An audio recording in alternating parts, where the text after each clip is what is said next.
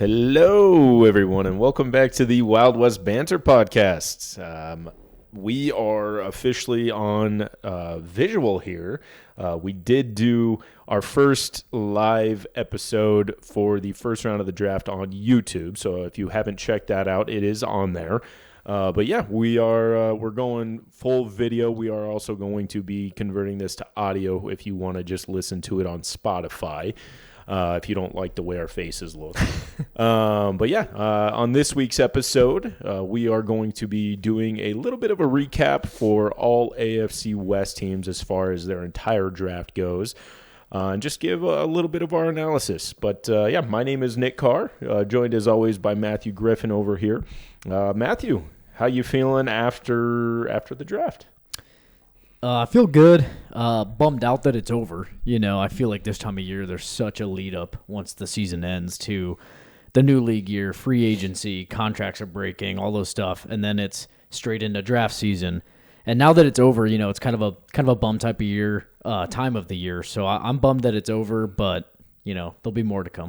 Yeah, I mean, now what? We're 2 months away from the season starting, and this is kind of the year or the time of year that you're really praying that all of your guys are staying healthy, they're not getting in trouble, and all that stuff. So some of the mandatory or non-mandatory workouts are starting. I think today started for free agency. Basically, it's a new wave of free agency because it doesn't impact the comp formula. So a lot of the signings pre-draft, Nick and I did that podcast about kind of the post-draft free agency wave and some of those top prospects available. So now kind of starts that. We'll see when that starts to pick up. But now that they don't impact the comp formula, you're going to see another wave of free agency, if you will. So so you're going to start seeing guys like someone that I've talked about for a while, Cam Jordan, Deebo Samuel's still out there. Joey Bosa, Keenan Allen. And then you got guys Tyreek like Hill, Bobby Wagner and Okereke and Juwan Jennings. So, So we're gonna start seeing maybe a few of those guys. Definitely as we start getting closer to training camp. But we're gonna start this one off. That Chargers neon looks great on video. Well, good thing you can't really see the Chargers Nick cut it logo, off, but this is a beautiful Chargers neon that we had for our backdrop. What I will say is I'm looking real white right now, especially with this white T-shirt on. So, maybe I need to start tanning for these episodes. Who knows? But yeah, we're gonna start this one off with the Las Vegas Raiders, given that they had the first overall pick, and then we'll go Chiefs, and then whatever Broncos, Chargers, and whatever type of. That sounds good. I'll turn it over to you. Walk us through this Vegas Raiders draft class, and then let's dive into it a little bit. Yeah, so obviously first overall they went Fernando Mendoza, the quarterback out of Indiana. And then there in the second round, they ended up going with Tredan Stukes. He's safety out of Arizona. There in the third, they went edge rusher Kieron Crawford out of Auburn. They had another third-round pick where they went with a center out of Texas A&M, Trey Zune III. And then in the fourth round, they stopped the fall of Jermod McCoy. Oh, we were pissed about that. Corner out of Tennessee. We'll be talking probably quite a bit about him as we dive deeper into this one. My heart broke when they selected Mike Washington Jr. there in the fourth round as well, the running back out of Arkansas. I love him. But yeah, we'll get into that. This beast. And then in the later rounds, they did Dalton Johnson, safety from Arizona, pairing him back up with Tredan Stukes. Another fifth-round pick went more secondary with corner out of California. Hezekiah Massis. Sixth round, wide receiver from Oregon, Malik Benson. And then they ended their draft off with taking some interior D-line help, defensive tackle from NC State in Brandon Cleveland. So with this Vegas draft, I like what they did. Yep. They got better. That tends to be a theme for us, a lot of our favorite prospects and people that we talk about in our pre-draft positional rankings and people that we like in this upcoming class, it seems like it always tends to go to, well, for you, the Chargers always take people that you like. Always the Chargers. The Chiefs end up getting some players that we really liked. I feel like Vegas got a lot of players that we liked in this class too. But yeah, it's hard to hate it. Do you see an overall theme with this draft class for the Raiders, or is it really just rounding out a team with a lot of holes? And I mean, they had a good amount of darts to throw at the board here to fill out that roster. Yeah, I mean, the theme that I saw was that they were trying to shore up their secondary. Yeah. They went a lot of secondary. They took 2 safeties from Arizona, a couple corners. So, I mean, their secondary needed a lot of help, and I think they got a couple starters in this draft, and then definitely some decent depth. So, yeah. So looking at, I mean, some of their premium picks, right? There's not much to say about Mendoza. That was a given. They hope that that's their guy for the future to build around, and they didn't really have another option there. So we'll see how that plays out. But pushing into round 2 and 3, I loved the pick of Tre'Davious Stukes. He gained a ton of buzz. The days leading up to the draft, people were already comparing him as a maybe end of the first round potential slider there. He's a fantastic safety, good ball hawk. He's a physical safety. I really liked that pick for them, and it's a position of need. He was one that I kept my eye on, especially with the other safety, Emmanuel McNeil-Warren, as he fell a little bit, that I didn't want to go to the West. So I'm bummed about that pick as a Chargers fan, but if I'm a Raiders fan, I'm very pleased with that selection. Yeah, I mean, I think Stukes steps in immediately and becomes a starter there. He's fast. He has closing speed. He's the guy that you're looking for when you talk about having a center fielder for your defense. So, as you mentioned, a ball hawk. But yeah, I mean, his speed is noticeable, and he's definitely going to step in and be an immediate starter there. Yep, solid pick. I don't know much about their third-round selection, Kieran Crawford, the defensive end out of Auburn.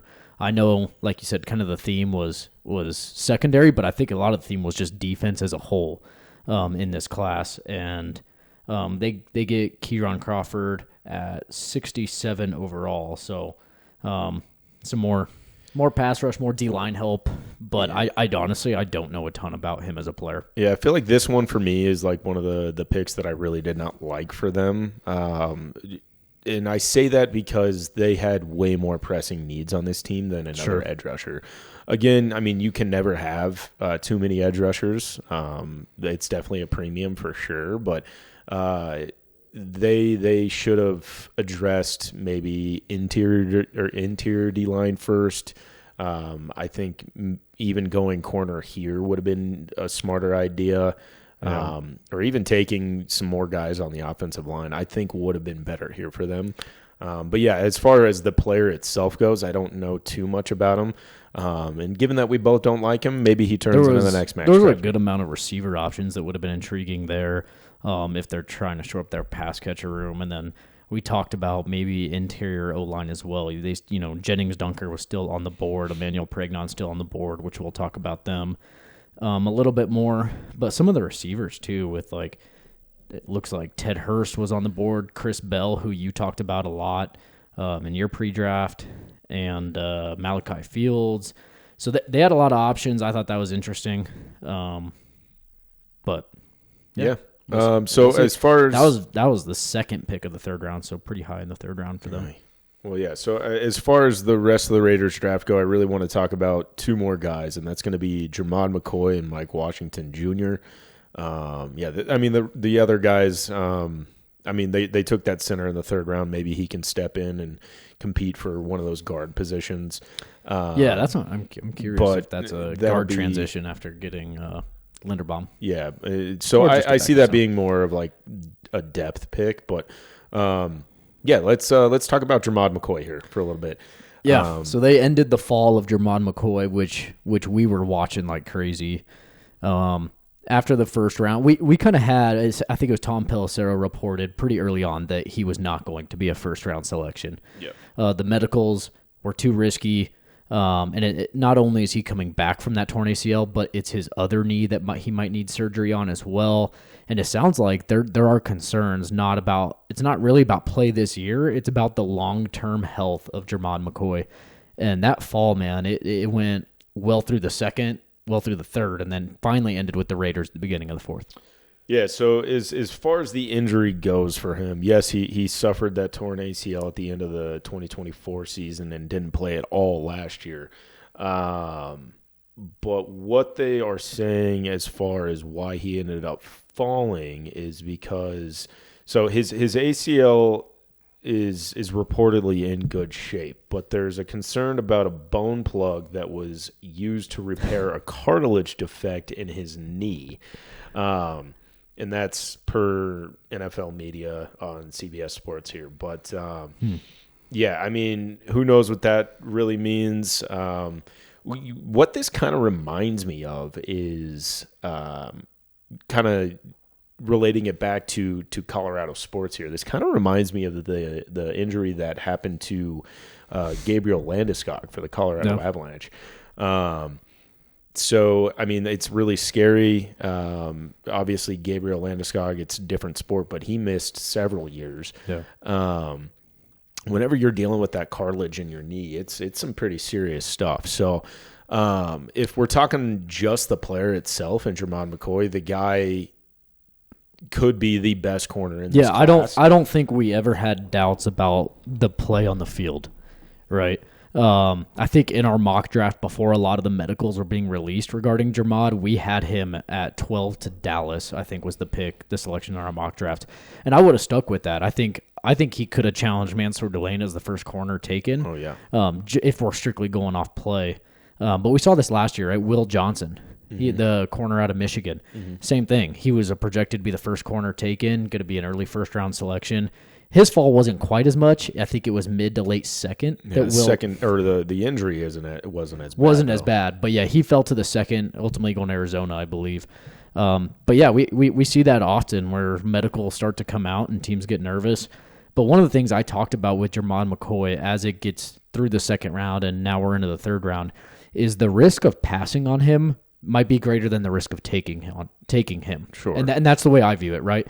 You're inherently taking the risk on the medicals of Jermod McCoy, but when you see the game tape of this guy and you see the physical traits of him and you see his play at Tennessee, it gets to a point where he's so far in the draft where your risk of passing on him and him being healthy is greater than your risk of him just, not being healthy and missing his career.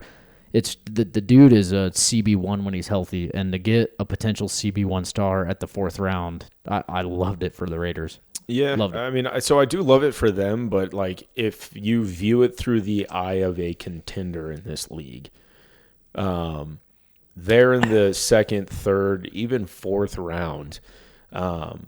If you're a contender, you might be looking to get guys that can contribute, be solid depth for you in the now, rather than trying to bank on this guy maybe being something for you in 2 years. Yeah.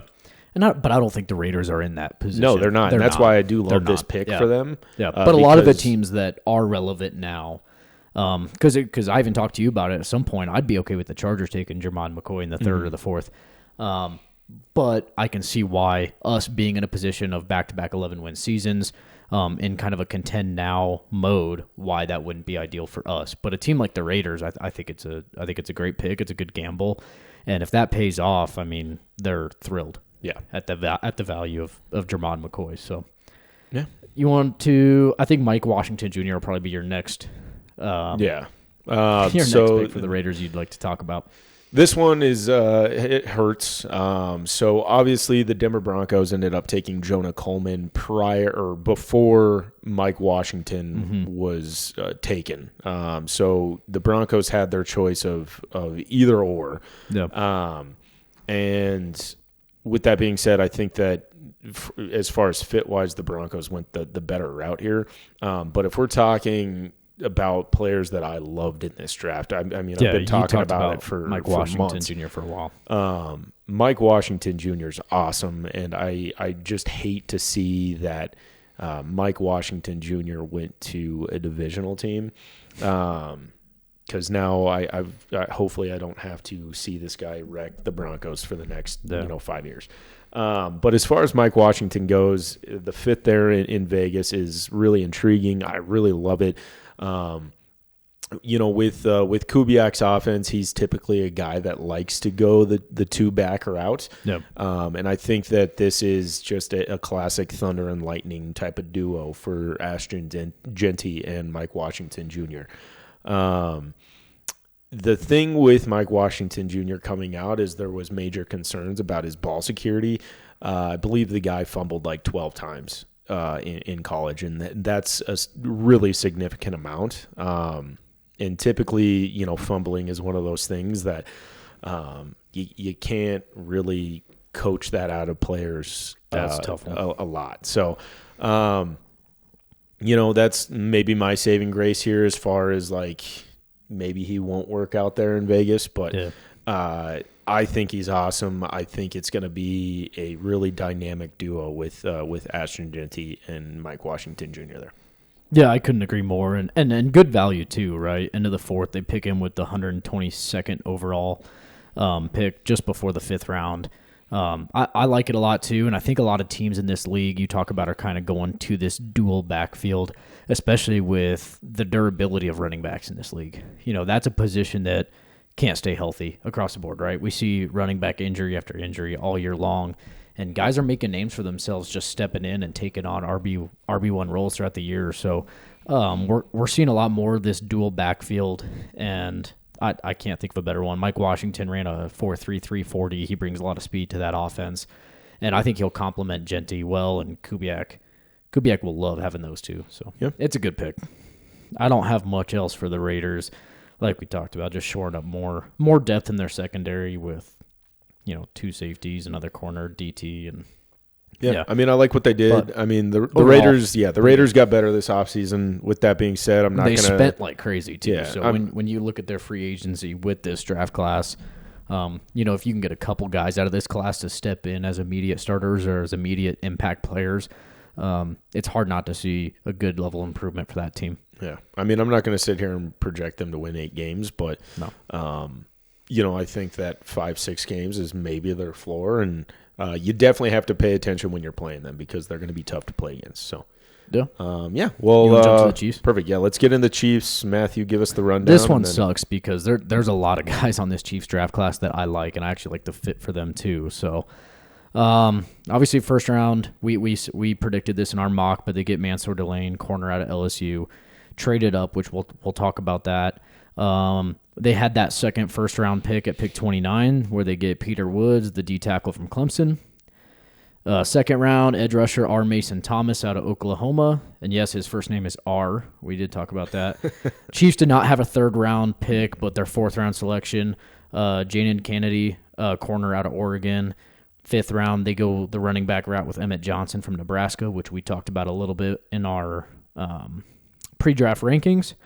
Then staying in the fifth round at 176, they get Cyrus Allen, receiver out of Cincinnati.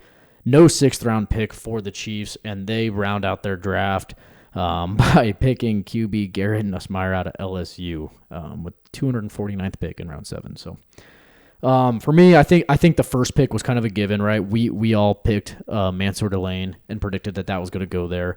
Immediate position of need, immediate impact player, a CB1, day one on the field for the Chiefs. Talking about Jermon McCoy and his medicals, there was no better corner than Mansour Delane in this class. And we had them sticking at 9 and getting him. They ended up trading up to pick 6 to pick him. It sounded like there was some smoke screening about a team between 9 and 6 that might have been interested in getting Delane. So the Chiefs knew this was their guy. And to ensure it, they got aggressive to trade up and grab him. And I absolutely love that pick. I'll just stick with their first round in general. And then Peter Woods, we talked about him quite a bit in our pre-draft rankings. We talked about him with the Chargers too because there were some rumors there. For me, with Peter Woods, he did have a down year with Clemson, but I think the ceiling of Peter Woods is just so intriguing.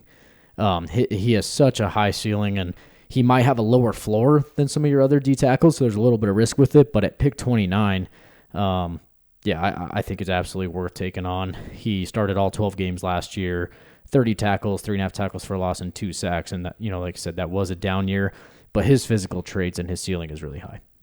Yeah. So yeah, we'll talk about Peter Woods first, I guess. I do like this pick.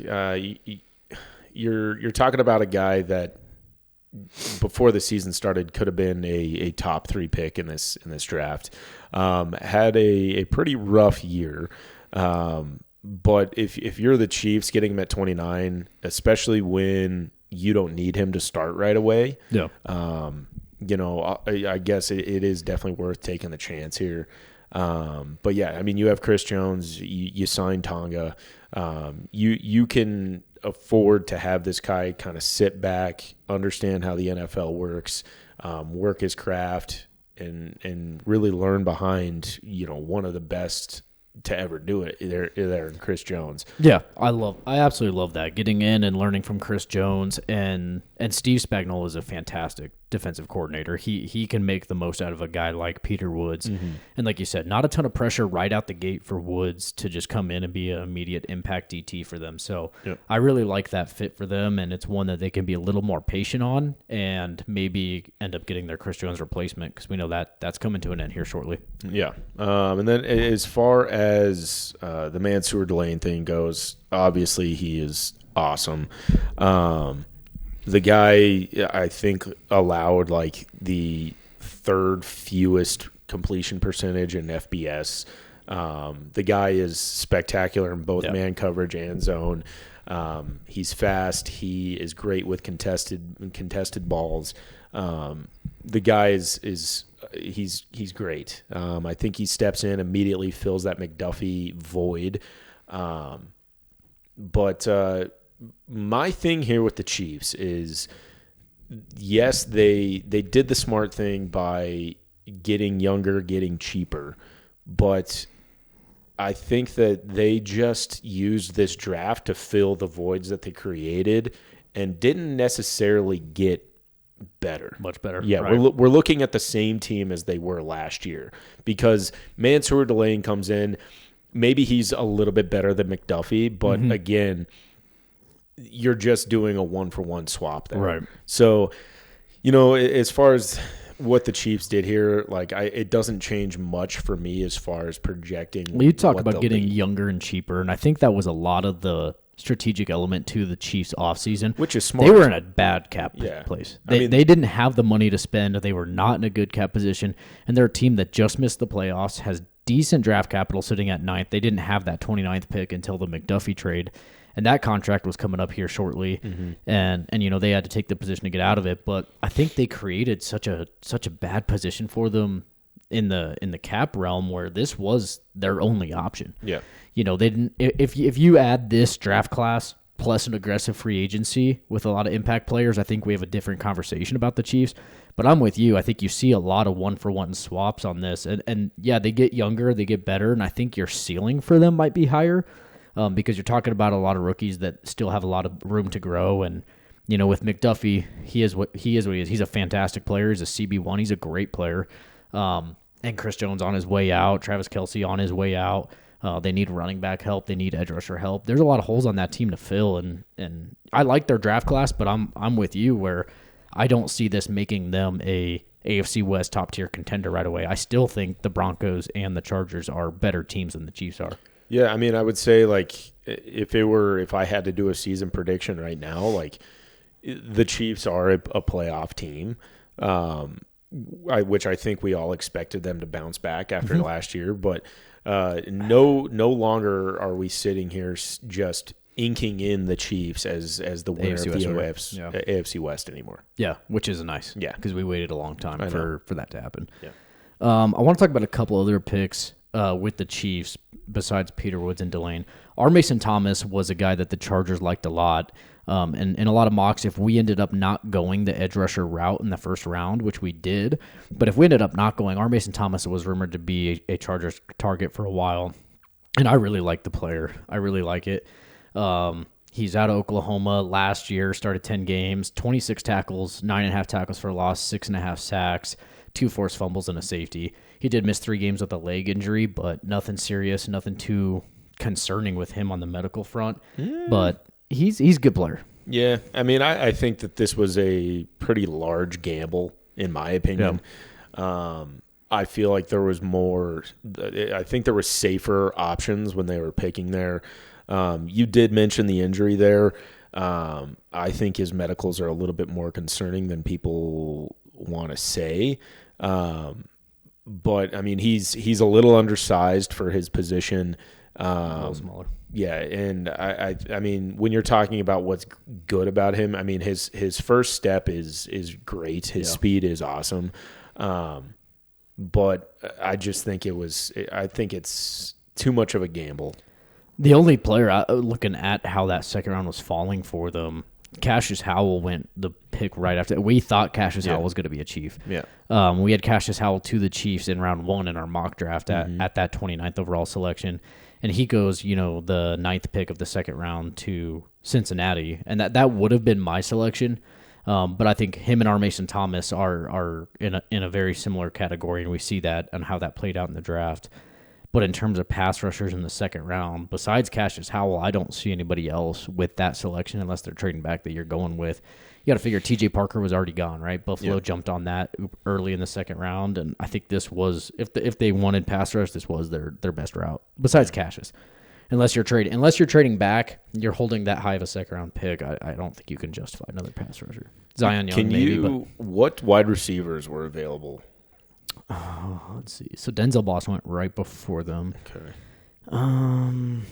Other edge rushers, we talked about Zion Young and Derek Moore. Receivers. Jeremy Bernard, who went to the Steelers. Yeah, I think that would have been a better pick for them. No other receiver. That was the last receiver taken in the second round altogether. Yeah. And then we saw a little bit more of a run on the receivers into the third round. So, yeah. I don't know. I'm just not a big fan of this R. Mason Thomas pick. I think it was a gamble, but hey, I mean, maybe get the most out of him and shit, I'm blanking on his name now, but the Michigan guy that they have now. Michigan guy. The only pass rusher on the Chiefs roster. Okay. Karlaftis. Oh yeah, George Karlaftis. Karlaftis, that's what it was. So yeah, R. Mason Thomas in the second. They did not have a third round selection, and then in the fourth they go Jaden Kennedy, corner out of Oregon, which they lost their CB2 as well in free agency. Mm-hmm. So yeah, I think Kennedy's going to have to step in. He's going to get meaningful reps, I think, pretty quickly in that defensive scheme, and he was pretty highly sought after. Are you saying he's going to be a corner in the NFL? I think he will be. Yeah. I think for the Chiefs they will. Yeah. I will say, so the only other pick that I really like here for the Chiefs is Emmett Johnson. Yeah. He's very versatile. He can do it all. The guy had like 15 total touchdowns. But yeah, I mean, he's a Nebraska guy, so I don't really like him, but I think that he is fairly dynamic and can give you some flexibility there behind K9. So yeah, and they needed that too.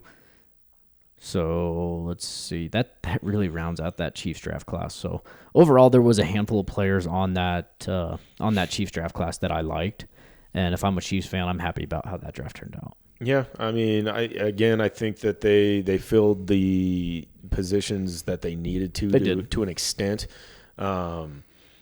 This is still a good roster, a contending roster.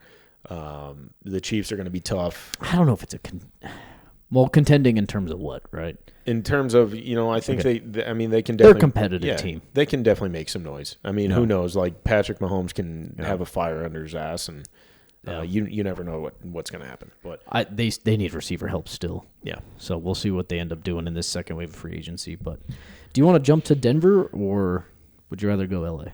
I don't care. Hop into Denver. Yeah, let's get into the Broncos. I'll let you run their draft, and then we can chat about that. Yeah. So obviously our first round pick was not a thing, but we drafted Jalen Waddle with that. Mm-hmm. So how could you not be stoked about that? We did head into this draft with a second round pick, but the Denver Broncos decided to trade back from that pick. What I will say was watching the second round there as we got closer to pick 62, heartbreak started to settle in. Josiah Trotter was kind of the guy in mind there, and he ended up going real early. And then we started getting closer and closer. The Jacob Rodriguez dream got annexed real quick, and then literally right before we picked, Eli Stowers and Anthony Hill Jr. and CJ Allen like all went right before we picked. So the Broncos traded back from that. I do think that they were eyeing an inside linebacker there at 62, but the board just didn't fall the way that they wanted it to. So ended up trading back and got Tyler. I believe it's Onyedem is how you pronounce it. He's a defensive tackle.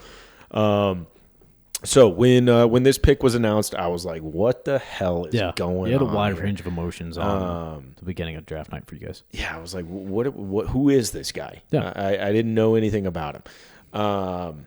So he played most of his career at Iowa State. I definitely got to get our buddy Max's opinion on the guy, but played, I believe it was 4 seasons for the Iowa State Cyclones.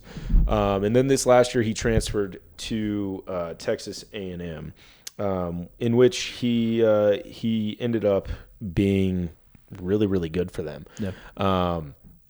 So with him, he's a guy that's going to be able to step in right away and I believe play very meaningful snaps. Is this your Franklin Myers replacement? I somewhat. Yeah. So he is definitely going to be the guy that gets slotted in there. He can play all across your defensive line. He's a very versatile guy.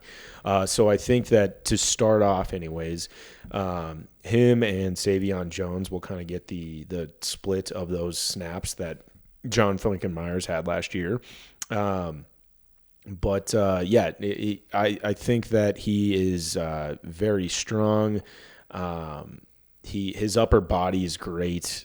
He definitely has a knack for interior pass rush. When you're talking about kind of where you'd like to see him improve, the run game could improve a little bit for him. His lower body needs some work as far as his mechanics go. His upper body is where he makes his money here. So I think that you're going to be able to see a guy come in, maybe fill in for 6 sacks from that interior part of your line. And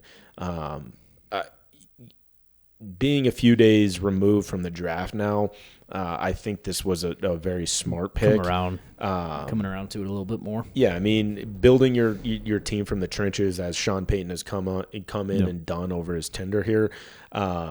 It's certainly a way to win, and I do like this pick. With that being said, I don't think this guy is going to turn into a Chris Jones or anything like that, but he's definitely going to be a guy that you maybe don't hear his name all that often, but plays a very big role in what we do here. And you can never go wrong having those guys on your team. So no, I agree. And adding another solid D tackle, and especially like you said, if he provides some interior pass rush opportunities, having that on that Denver D line is scary, right? Yeah. You guys have a scary D line. You have a scary defense in general. We know that about playing you guys. It is always a tough game. So having that on your D-line is scary, and like I said, position of need, losing John Franklin Myers, it was one. I'm with you. I do think the way that board shook out that you guys were targeting a linebacker that would certainly help, especially in the pass coverage, right? Because that's not Singleton's not his best attribute by any means. No. But yeah, I think if the board falls the way it does, trading back and adding extra picks while getting a position of need is definitely a good route and a smart GM play right there. Would you have liked to see George Payton be more aggressive in going? If you're set on linebacker being your guy, and sure, the Jacob Rodriguez might have felt like a pipe dream, and ultimately he goes several picks higher than you when Miami jumps that. But with Trotter and all the other guys, Anthony Hill Jr., and all these start to fall off the board, would you have liked to see the Broncos be more aggressive in that second round rather than just wait and see if the board falls to them? Because it's gamble, right? Yes. Yes, I would have. With that being said, with the way the rest of the draft fell, and I'll get into it. And even there's a UDFA that we signed. Okay. I will say that I prefer what the Broncos did here now that it's over rather than trading up. Because I think that we ended up getting we drafted an inside linebacker that we'll get into, and then there's also UDFA that we signed that I think maybe fills the same need than just trading up for Josiah Trotter or CJ Allen. So yes, if that was the scenario where we traded up and we got Josiah Trotter or CJ Allen or even Jacob Rodriguez, of course I would have been stoked about that. But if that comes at the expense of losing out on a guy like Jonah Coleman or a Justin Jolie that we got, maybe I'm not as excited about it at that point, Yeah. So, getting into the rest of the draft, as I mentioned, our next pick was Jonah Coleman, the running back out of Washington. And I absolutely love this pick. This is my favorite draft pick that we had this year. With Jonah Coleman, this – I might piss you off, and this might be a little hot take here, but I think that guaranteed hot take. This is in terms of what he looks like and stylistically of how he runs and just visually what he looks like. This guy is Ashton Genty that actually played against good talent in college. Yeah. So he's 5'8". He's like almost 230 pounds. He's a bowling ball of a guy. If you're looking for more of an old school comparison, Maurice Jones-Drew comes to mind immediately. But if you're looking for more of a present day guy, he is J.K. Dobbins without the injury history. A better blocker from what I hear. Sounds like Jonah Coleman offers a lot of opportunity in the run blocking scheme, and that was a big addition to him, and his value is his ability to run block. Yeah, so that is what's really exciting about this guy is that he's going to come in and be able to be your third down back when it's an obvious passing scenario and you need a running back in there that is at least willing to block. Jonah Coleman is more than just willing to block. He is fantastic in pass pro. That goes a long way with coaching staffs too. I mean, that it's kind of like tight ends too, right? When you get those tight ends that offer more in the run blocking scheme, they fly up the boards for teams. Yeah, and so what's really awesome about having a guy that is really good at pass blocking, I feel like most times you see a team that has a running back on their team that is really good at pass blocking, but is not a dynamic runner, and you bring that guy in on third down and you automatically know that they're passing the ball. Whereas with Jonah Coleman, we can be in a 3rd and 3, 3rd and 4 situation, and he comes in and teams are thinking like, oh, they're passing the ball because this guy's good at pass block. But the guy's a dynamic runner. Yeah. And if you're in a 3rd and 3 situation, you can hand this guy the ball and get the first down that way too. So I really love the flexibility that this provides for the Denver Broncos. Because he's good in the run game. He excels at running in between the tackles. More running to the outside, not really his game. I don't think he has the quickness necessarily to be that guy. But the guy is very sure-handed out of the backfield. You can pass him the ball, and like we said, he is probably the best running back as far as pass pro goes, or in this draft. So, I guess my question for you is, well, one, I like what your running back room looks like now. Yeah. I like what you guys have done. We did talk about this before, getting some more insurance for the inevitable J.K. Dobbins injury that we could assume probably will happen. Fingers crossed. I'm a big fan of J.K., even though he's on your team. I hope that guy can stay healthy because he's a fantastic back. Yeah. But unfortunately, we just haven't seen it in 5 years, right? Yeah. So I really do like the insurance policy that this provides. What does this mean for R.J. Harvey, and what does it mean for kind of your snap count? Davis Webb is now calling plays for your offense, and you have to get creative here on how you utilize your guys, right? J.K. Dobbins is your one, but how often are they going to be conservative with J.K. Dobbins' workload, knowing his injury history and his durability? And then obviously you guys just drafted R.J. Harvey not too long ago with a 2nd-round pick. What does this mean for R.J. Harvey in your backfield as well? So this is the offense that Sean Payton wants. Sean Payton has always been a guy that has had 3 running backs in his arsenal his entire career. So this, for the first time in his Broncos tenure, actually has a backfield that suits his offense. So obviously with J.K. Dobbins, he's the lead guy. He's the one that's going to be getting the bulk of the carries. But with R.J. Harvey, he proved last year that he is dynamic in the pass game. Yeah.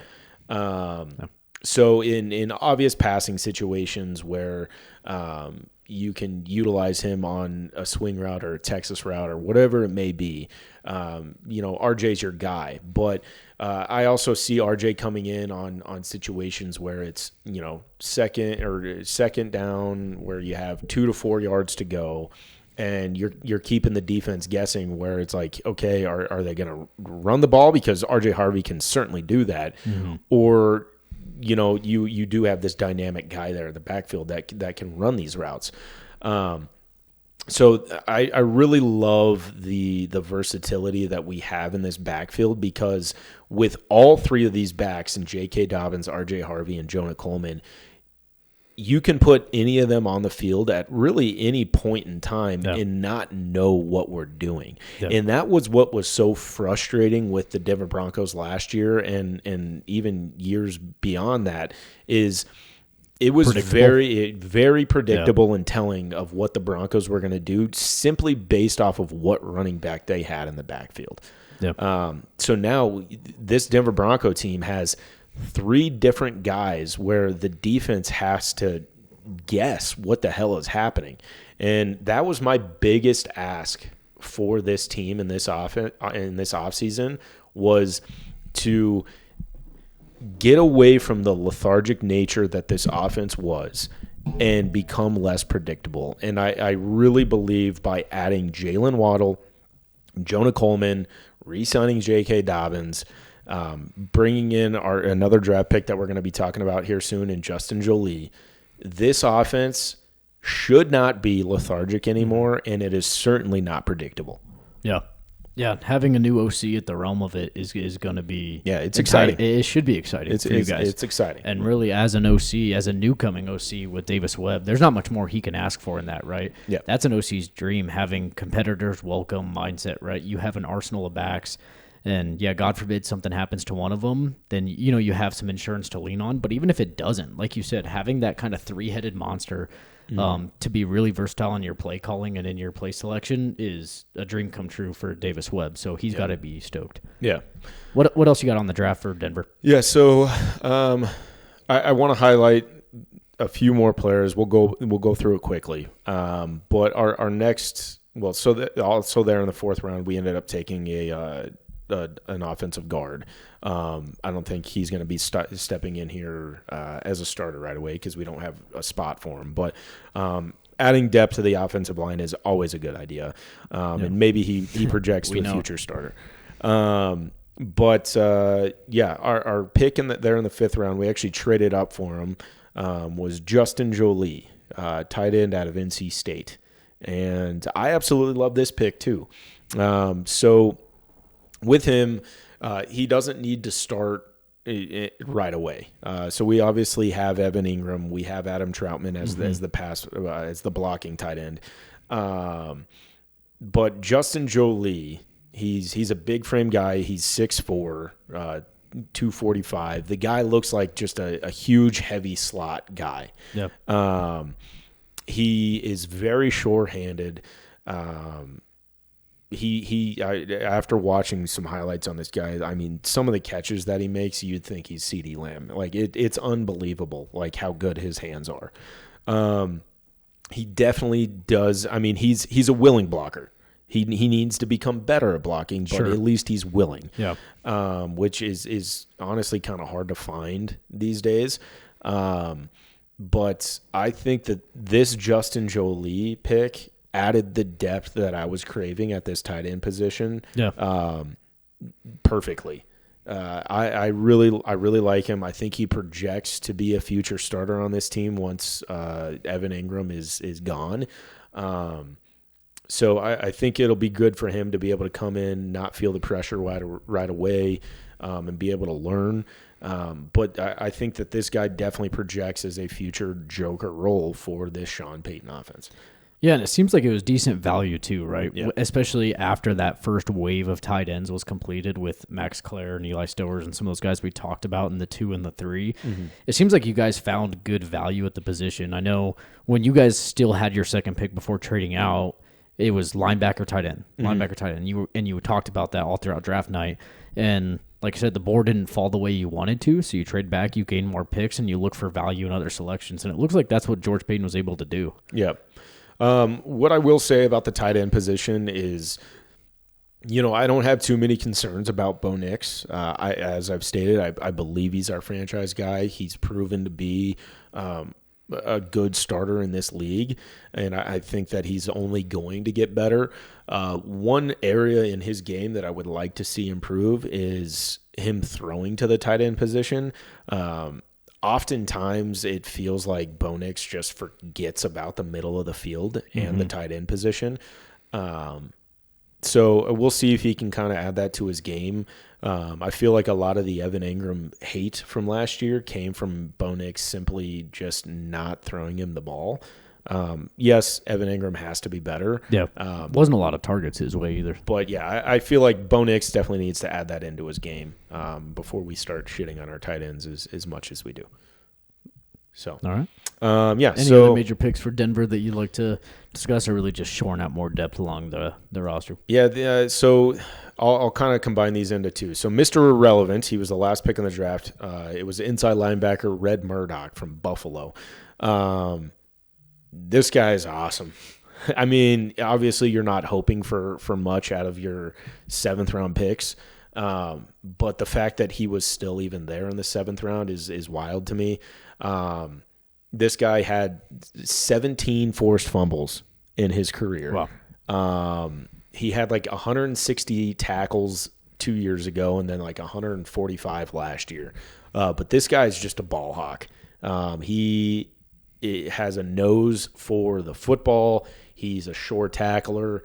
I love it. I think that he adds the depth that we needed at the inside linebacker position, and I think that he projects to be a starter, honestly. Like, I know we're talking about a 7th round pick here, and I don't want to like get too caught up in the hope of what this time of year is. But I love Red Murdoch. And then we were also able to sign Terrion York as a UDFA. This guy was projected to be a 3rd round pick. Now, obviously, that's our analysis and other in NFL media people's analysis. And NFL teams, their boards are different and their scouting is much different. But Terrion York is a very talented player. And the fact that he was there as a UDFA, maybe there is some concern there that he was there. But the guy was so important for that Texas A&M defense last year, and I'm willing to say that between one of Red Murdoch and Terrion York, that we have a guy there. I love the UDFA market. Yeah, I love it. So I'm super stoked about those guys. Yeah. That's why I'm not as upset about us not getting an inside linebacker there early on in the draft, because these two guys. I'm over the moon about both of them. So, yeah, but so that's going to wrap up our Denver Broncos coverage. Anything else you want to say with Denver? I mean, I think that this team, we didn't lose anybody. I mean, we lost John Franklin Myers, but that was it.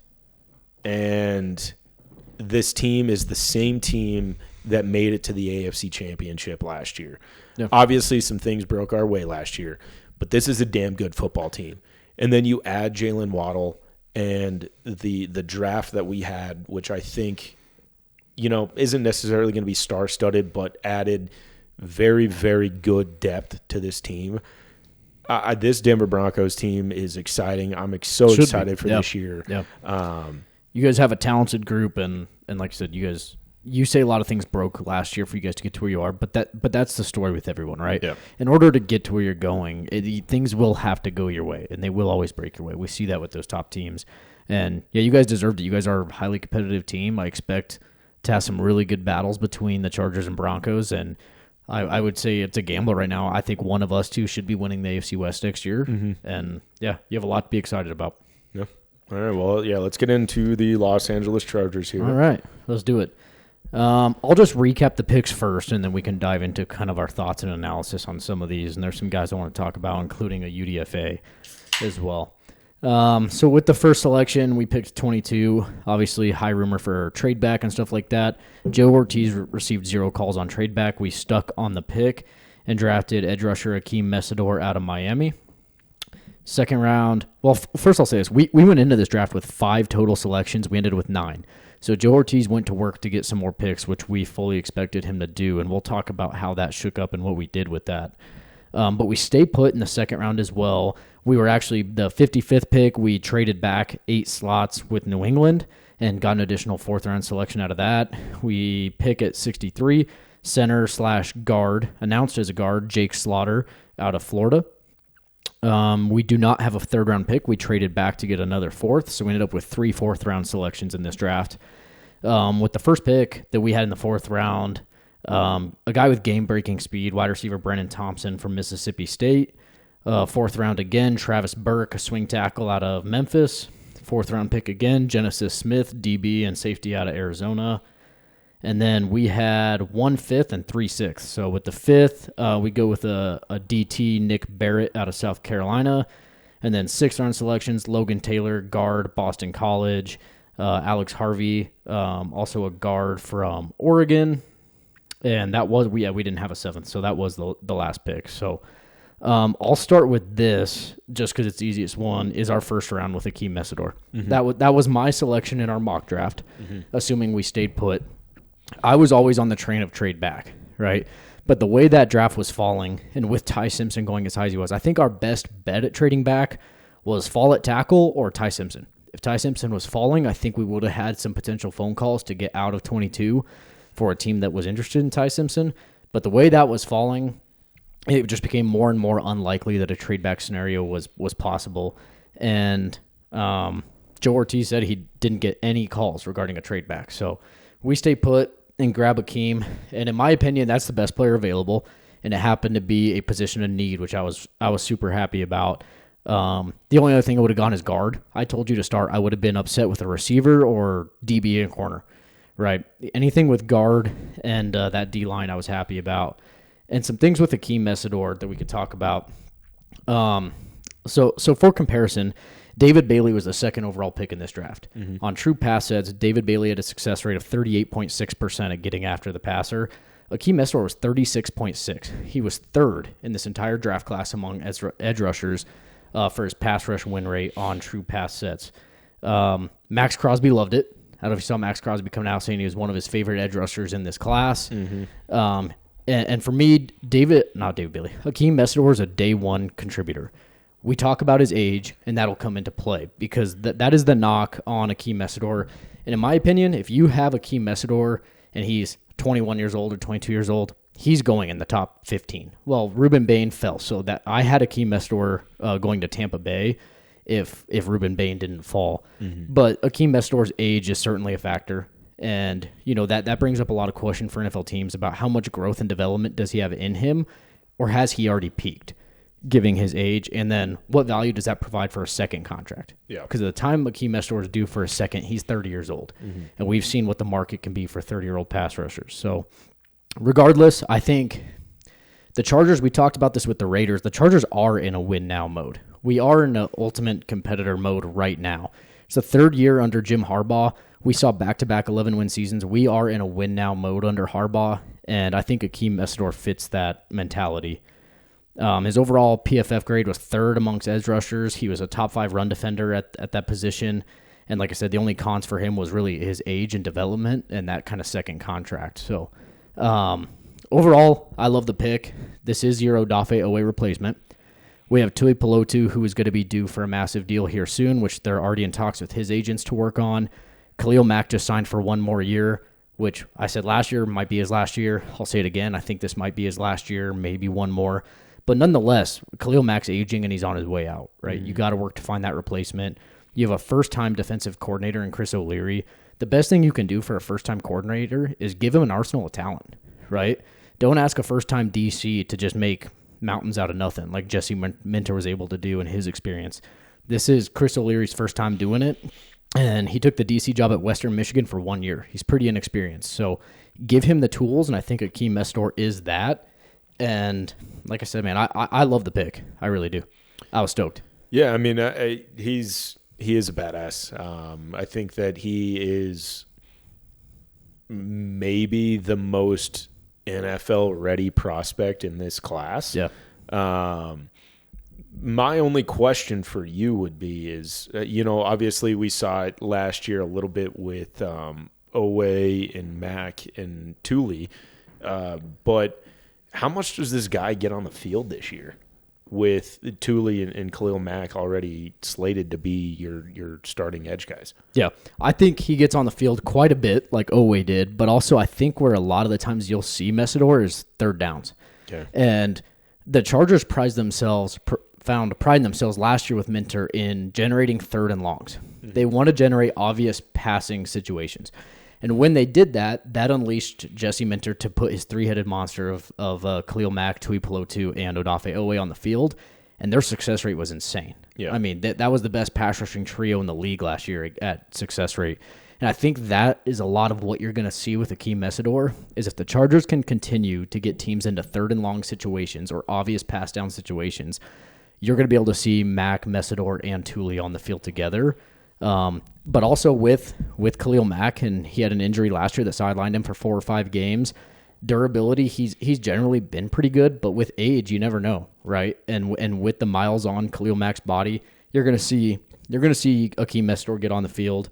And honestly, what a lot of people are talking about is his age, and I get it. What I don't get is the second contract arguments. I don't think that is as valuable as people are thinking about.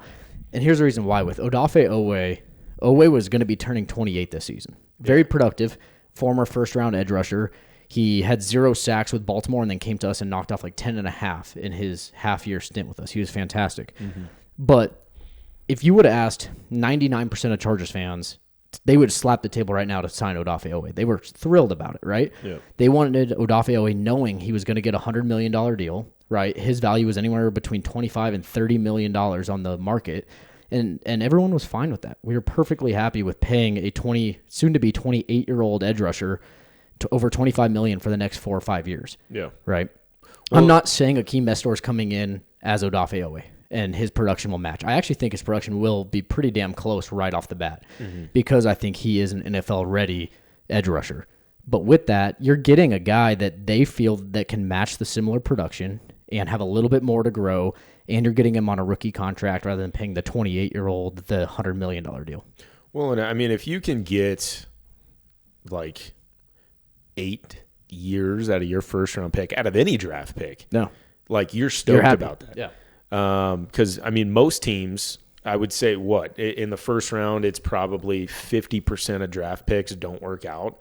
And it's so if you can sign me up for 8 years of good production out of a first round pick, you're going to sign up for that any day of the week. Yeah. So taking a guy that's 25, but like your floor and your risk factor is significantly less, I think it's a smart thing. It is, right? And he, like I said, with him being as NFL ready as he is, and if you tell me that we get the 5-year rookie contract out of Akeem Messidor and we're competitive and we're competing in AFC championships and trying to reach a Super Bowl and then we lose him on the second contract, fine. I still do it. Sure. Right? Because we are in that win now mode. We don't have Jim Harbaugh forever. We don't have Justin Herbert forever. You don't have Derwin James forever.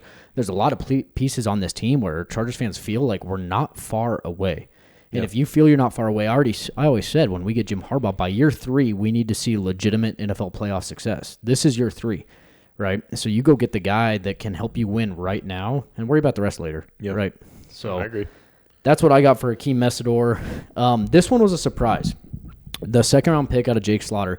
And this one took me more time to come around to because honestly, I had to do a lot more digging on Jake Slaughter. Okay. And the reason for that being is we didn't do work on the center position because we just signed Tyler Biotish, right?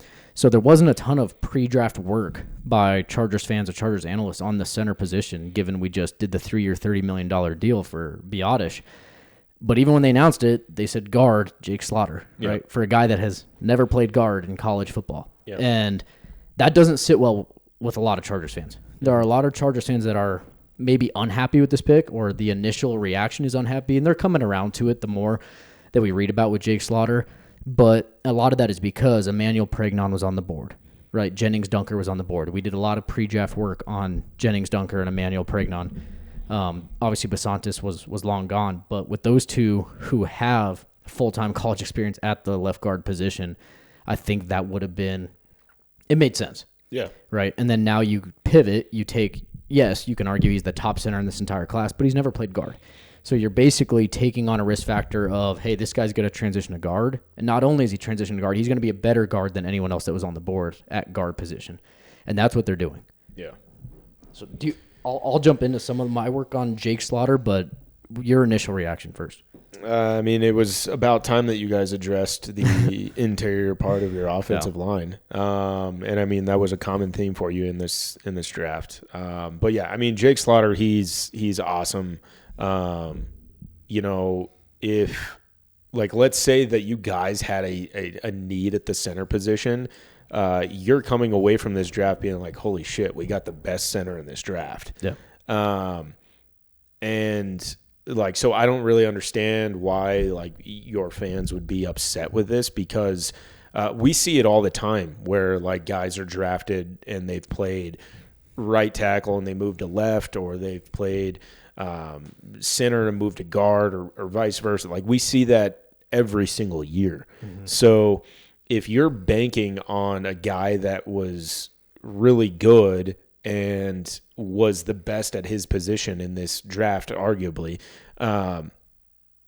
you know, moving him to, you know, one spot down the line, you know, that doesn't bother me at all. And I feel like you guys should be pretty stoked about it. So yeah. And I think it's easier to buy moving a center to guard than it is moving a guard to center. Yeah. I think the transition to a center position is a lot more difficult than a transition from a center to a guard position. Yeah.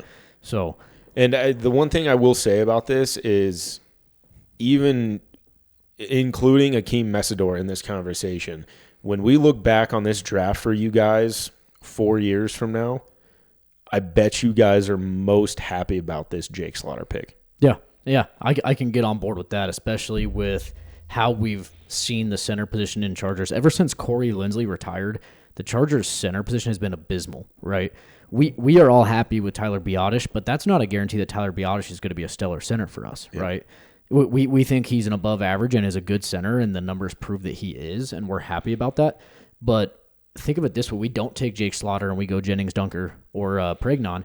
If something happens to Biotish, we're fucked. Yeah. We're back to square one, and we don't have a backup center on that roster. You're then asking, last year they were trying to convert Zion Johnson to center because we didn't have a backup center for Bozeman, right? Mm-hmm. And Andre James wasn't it. So, you know, you get that versatility where if something does happen to Biotish, you have a guy that's played center at an elite level in college to slot in. And, yeah, some of the numbers are great. 4 total pressures allowed last year, and 2 in the year before that. Have you heard a lot of the drafts was about like a blue star player? Mm-hmm. You familiar with that? Mm-hmm. So this was Joe Ortiz blue star player for this draft, where he was like, by all means, we're getting him, and that is I can put one blue star award, if you will, on a player in this draft, and it was Jake Slaughter, and he loved it. I think it was a little bit of a reach, sure. I think Jake Slaughter's value might have been a little bit lower than where we selected him. But if they're as highly regarded on Jake Slaughter as they are, I fully understand it. Yeah, leave it up to Chargers fans to be pissed about taking inside offensive linemen. I know. I'm coming around to it. It makes no sense. Like, you guys have been bitching he's fantastic. all of last year and all of offseason about improving your interior offensive line. And then when you take the guy, we're pissed because it's not the one that we wanted. Guard. Like, get the hell out of here. Yeah, Jake Slaughter, for what it's worth, Mike McDaniel loves athletic offensive linemen. Mm-hmm. Just loves that's the only reason Cole Strange is on our roster, is because he scores a high in the RAS. And I don't even like Cole Strange. Yeah. But the RAS score, for those who don't know, it's like their athletic score at the combine through a variety of drills. So Jake Slaughter had a 9.97 out of 10 on his RAS score, and there were 730 centers from 1987 that have done this. He is the third highest ranked RAS score of centers since 1987. I think this is a guy that has a very, very high floor. So even if his transition to guard isn't an elite level, I think the floor of Jake Slaughter is so high that I really like it. And I do expect him to just be an immediate left guard starter by day one, hopefully. Only con I'll say for Slaughter is penalties. He had over 9 penalties last year, so he's really got to clean that up. But yeah, that's all technique. So if you have the right coaching, that should be able to be fixed. Yeah, so we can move forward. I won't get into too much of like the end guys. So we drafted like 4 offensive linemen, all interior in this class. So that was really good to see. There's 2 more I do want to talk about. Our third pick, we traded out of the 3rd round, but it was our 3rd selection. It was the first pick of the 4th round for us, was wide receiver Brennan Thompson from Mississippi State. What I have to say about this guy is just game-breaking speed. This has Mike McDaniel written. This is his pick. Yeah. And they posted a video in the draft from Mike McDaniel talking to Joe Ortiz where he's like, if you find a way to get Brennan Thompson, I'll take my shirt off right now. Like, he was pounding the table. Did he take his shirt off? I don't know. Knowing him, I think he probably would. But, yeah, I mean, the knock on this guy, right, his size, his durability, his ability to play through contact, he's 5'9", 165 pounds. Yeah. But Mike McDaniel, Brennan Thompson ran the 5th fastest 40 on record of any player, which is the 3rd fastest of any wide receiver on record to run a 40. You know, this guy has 4.26 40 time, game-breaking speed. He had over 1,000 yards last year leading the SEC, set Mississippi State's record 4 yards. Like I said, he's just a Mike McDaniel gem. He played 86% of his snaps out wide, really good hands, really good yak ability. His just ability to play through contact and his size is really what's going to be tough for him. But I absolutely love this fit in a Mike McDaniel offense. Yeah, I mean... And this should take us out of any Tyreek Hill conversations. Yeah, taking those fast guys always scare me because, like, I feel like anytime there's, like, the combine darling of the 40-yard dash, those guys Ross. never work out. Yeah. Ever. Yeah. Like, I've never seen a guy that runs a sub 4.3 40 and has actually been worth a damn in the NFL. So, I mean, maybe you guys find a way to do it. I don't know. Taking one in the 4th round makes that a little more comfortable. Of course, that, right? Of course. You're not spending premium capital on this guy, and we got that pick through trade.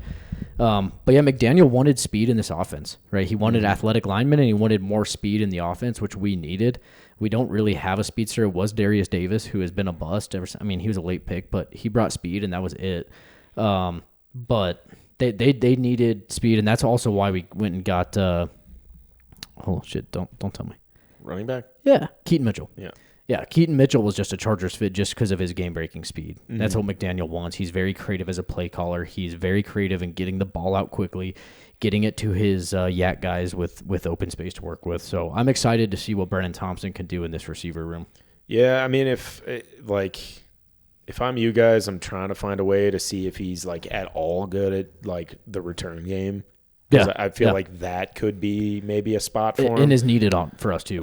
We lack in the return game. But yeah, I mean, as far as like the hopes of him turning into a Tyreek Hill or even the shadow of Tyreek Hill, like I wouldn't be too high on it personally. But you know, I don't want to someone to come in and stretch the field though too, right? Yeah. It makes defenses respect your deep ball and put a roof over it, right? Sure. We don't have anyone with that speed that defenses have to game plan for, and he's coming into a receiver room with Ladd McConkey, Trey Harris, Keandre Lambert-Smith, Quentin Johnston, so it's not like he's stepping into a wide receiver 2 role or anything like that. Yeah. But I do think he will be utilized. I think with Mike McDaniel's game plan, you will see Brennan Thompson in this offense, and he's an exciting player. Sure. So, other than that, Travis Burke, he's just going to be a swing tackle. The only thing to say about Travis Burke from Memphis is that he's probably the only guy that's bigger than Joe Alt on a football field. Guy's 6'9", 325. So he's the only guy that can really stand next to Joe Alt and make him look up. But he'll be a good swing tackle. And other than just throwing, like I said, we traded out several times. We went from 5 picks to 9 picks just to have more opportunities, right? More swings at bat is a better odds to produce, NFL ready guys. The only other player I'd like, well, actually, I'll have two more. Perfect. One we drafted, one's a UDFA, since we talked about UDFAs. Yeah. The only one we drafted I think you can see some impact on pretty quickly is Genesis Smith. He's DB and safety out of Arizona. The knock on Genesis Smith is he is an awful tackler. Guy is atrocious at tackling, just absolutely terrible. Only reason for his fall was the guy's missed tackle rate is so high. It's absolutely terrible. But other than that, since becoming a starter in 24, 14 pass breakups, tied for the fourth most in the Big 12. He only allowed 2 TDs as a primary defender since 2024 with 4 interceptions, 9.76 on the RAS scale. Very athletic DB, really good in coverage, terrible in run support. So, like I said, bad tackler. If he doesn't make a play on the ball, the guy's gone because he can't tackle worth a shit. So they're going to have to work on that. They did that with Tarheeb Still, who was not a good tackler and had to put a lot of work in to become proficient there. Same with Dante Jackson coming from Pittsburgh, not a good tackler. But, I like the fit with Genesis Smith. I like what he does in coverage. I think he provides some well-needed depth in the safety room and can learn a lot from guys like Derwin James, and Steve Klinkscale runs the DB program and does a great job. Sweet. All right. Well, I don't have much to say about the guy, I'll be honest. Yeah. The UDFA. Who is just because Chargers always pull a UDFA out of our hat. That's good. Mine for this one is Ndame Tucker. I don't know how he didn't get drafted. Okay. He actually had a higher pass rush percentage win rate than David Bailey. Okay. Only knock, he doesn't do well in the run, and he's a quick step guy. If he doesn't beat you off the quick step, he's not going to be highly effective. The connection to the Chargers was great because he played for Western Michigan. Okay. He didn't have any production until his last year. So this guy really was a last year wonder. And that was also knock is, hey, this hasn't happened in the last 3 or 4 years. And then now all of a sudden he pops. But the connection there is Chris O'Leary, our DC, was the DC for Western Michigan last year. So he had a lot of play in that. In 2025, he tied the FBS lead. He had 14.5 sacks last year. And like I said, his pass rush win rate was in the top 3 with David Bailey and Akeem Messidor. So against true pass sets, Ndame Tucker had a 40.8% pass rush win rate. David Bailey was a 38.6, Akeem Messidor 36.6. Yeah, that's wild. A lot of fans were like, "Hey, we're seeing all this buzz and numbers and stats from Ndame Tucker, and why the hell was he not drafted?" Yeah, he had a 5th to 7th round grade on him, and a lot of that, like I said, his age. He's actually going to be 26 this year, so he is an older player, and he did not peak until that final year, and he doesn't offer a ton in the run game either. But that is a UDFA for us to keep an eye on for. So with all of these, Matthew just dropped all of his Zins all over the floor. That is wild, dude. What a we're back. Tragedy. We're back. No, so with all of these older guys that you're drafting, is it finally time to put to rest that it's okay drafting old guys? Because Bo Nix, everyone made fun of us. Yeah, for certain teams, yes. Yeah. Yes, and I'll be the first to say the Bo Nix pick has turned out very well for you guys. There's a time and a place for it, and I keep talking about it, and I'll be highly disappointed if the Chargers let me down, which they have for 27 years of my life. But the Chargers are in a win-now mode. I think we are, and we need to get that offensive line set, and we need to get the trenches set, and I think the coaching is there. We got to win. You got to win a playoff game. I'm not even saying go win the Super Bowl this year or it's a bust. Win a fucking playoff game. Yeah. Dude, win one. Seriously. Like, this is your 3rd year of Jim Harbaugh, and I'm as big of a Jim Harbaugh believer and fan as the next guy. But if we do not win a playoff game this year, I'll be the first to say this Jim Harbaugh experiment has been shit. Well, so I want to push back just a little bit on that. The coaching part or what? No, because I believe in Jim Harbaugh too. Yeah. The guy has won, 11 games the past 2 years? Yep. He took over a 5-win team. A 5-win team.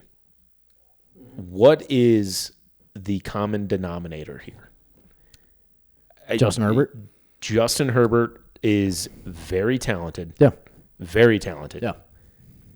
But at what point do you put on the guy that maybe he's not a winner? Some blame, yes. I was hesitant to I would refuse putting blame on Justin Herbert at all costs for the longest time. You know that, right? Mm-hmm. Like I am as big of a Herbert believer as anybody that's ever been a fan of the guy. Mm-hmm. He does deserve some. I don't think you can sit here and say too much of that without taking in the context, right? I think despite his 3 playoff losses, has he performed well? No, he hasn't, right? Especially in a lot of these games. However, there are some of these where you switch Justin Herbert with another quarterback, they're not even playing in these playoff games. Yeah. They're not, right? Yeah. The offensive line is abysmal. He has no chance to throw. We looked at the New England game. The 5 starters on our offensive line, not one of those guys is on our team or is starting in 2026. Yeah. That was the worst offensive line I've ever seen in my entire life as a Chargers fan. Yeah. I mean, it was the guy didn't have a chance. I'm surprised he's even alive right now, not in a neck brace or retired like Andrew Luck, right? I do think he needs a lot of help, and I do think he needed a lot of coaching and a lot of development from coaching staffs, and I think Greg Roman was an atrocious hire. It was not good for Justin Herbert or his development. I think bringing in Mike McDaniel and I think having still Jim Harbaugh and those guys, I think we're going to see it. I still believe in Justin Herbert despite the 0-3 record. I think we just need to see more pieces, and he deserves blame too, right? He has to step up to the plate. He has to deliver. And the first thing to get to that point is you have to give him a position to do it. Yeah. So we'll see this year with that offensive line, man. We took a lot of swings at it. 4 of our 9 picks were offensive linemen in this draft, which is what we want to see. We went out. The only big fish was Tyler Biotish, but we didn't do much, really, in the guard realm otherwise. But I'm excited to see. I talked to you about the offensive line after Jake Slaughter, and you're looking at getting Joe Alt and Rashawn Slater back, assuming they stay healthy, and Tyler Biotish at center. Now you slot in Jake Slaughter and Cole Strange at left guard, right guard. That is a well above average line. You get Rashawn Slater at 80% of what he used to be. He's still probably a top 5 left tackle in the league. Yeah, he is incredible. So I'm excited for it. I do think this is still kind of a prove it year. And I do have the expectations that if we don't win a playoff game, the year's a bust. Yeah. And I can confidently say that with the way our roster is. So before we get out of here, and obviously we'll probably do an entire episode on this in the future, but I just want your initial reactions now that we're through free agency, we're through the draft. When we're talking about the AFC West, and I understand that there's some Charger fandom in here, who's the best team in this division? The most well-rounded team. Yes. Oh, man. I would say, shit, man. I honestly think you can give a coin flip. If I'm saying the Chargers, it's by like 1%. If I'm saying the Broncos, it's by like 1%. Yeah. Like, I truly think we are that even. The Chargers fan of me wants to say, yeah, the Chargers are a better team, and there's certain areas that we are. But with what you guys have done, obviously you didn't do shit in free agency, but retaining. But you guys proved it. You guys made an AFC championship, and you were a backup quarterback away from going to a Super Bowl. Yeah. So I have to give you guys the edge there. I do. Because you guys proved it, and we haven't. So you guys have an incredible offensive line, a great defensive unit. I think you're well coached. You added to the weapons with getting Waddle this year. Drafted a running back at a fairly high pick, which I fully expected you guys to do, and getting Dobbins back. You guys have a good team, man. Yeah. You guys do. I don't think it's by much. I truly don't. And I could see the Chargers or Broncos either way winning the West. And I wouldn't be surprised in either one. Yeah.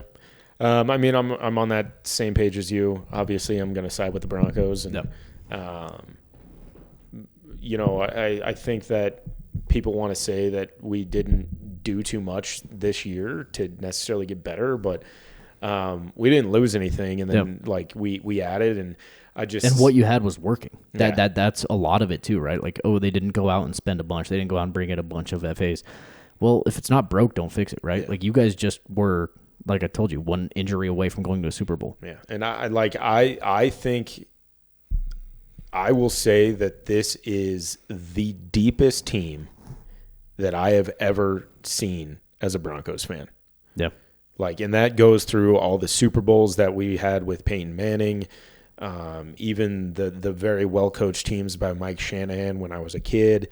But in my, 15, 20 years of actually paying attention to the Denver Broncos, this is the deepest team that I've ever seen them. I think it would be fun to do, and we could do it as an AFC West or just a Broncos-Chargers, positional groups, who's the best, right? you guys versus us quarterback, you guys versus us running back, you guys versus us receivers, and let's go through each position group and argue our cases one way or another. Yeah, I think that'd be fun for a future episode. Yeah, send the stage a little bit. Right on. Well, obviously we're gonna try and figure out how to make this this visual stuff a little bit more appealing. I know it's not the best quality, but we're starting off this podcast with a budget, and maybe we can and not being technically advanced. We have no clue what we don't we're know. Doing. Yeah, no, we don't. But check out the TikTok edits; those are sick. The TikTok edits are sick. But yeah, I mean, obviously, we would love to get some nicer cameras and whatnot. Make sure that this studio looks a little bit better because all we have is this shitty ass Chargers neon. Yeah, and if there's things you guys want to see, want to be talked about, topics for the next show, questions, buy or sells, anything like that, hit one of us up. Like I said, we got Instagram, Twitter, YouTube. Most of our fans only have our numbers because it's our friends, but yeah, hit us up. I mean, we're more than happy to throw in additional content and get some other guests and stuff on the show. So, and my promise to you is I'm gonna be doing some tanning because holy cow, am I white. I think this doesn't help you either. But thank you for caring about what I look like. Right it's now. all good. Sweet. Well, yeah, we're gonna end this one here. Thank you guys so much. This was a fun off season. Now we just have 2 months to fill some voids. So maybe we'll see if we're doing an episode every week. That's definitely the goal. But obviously life happens. So, but yeah, no, thank you, and we'll catch you soon. Go Broncos.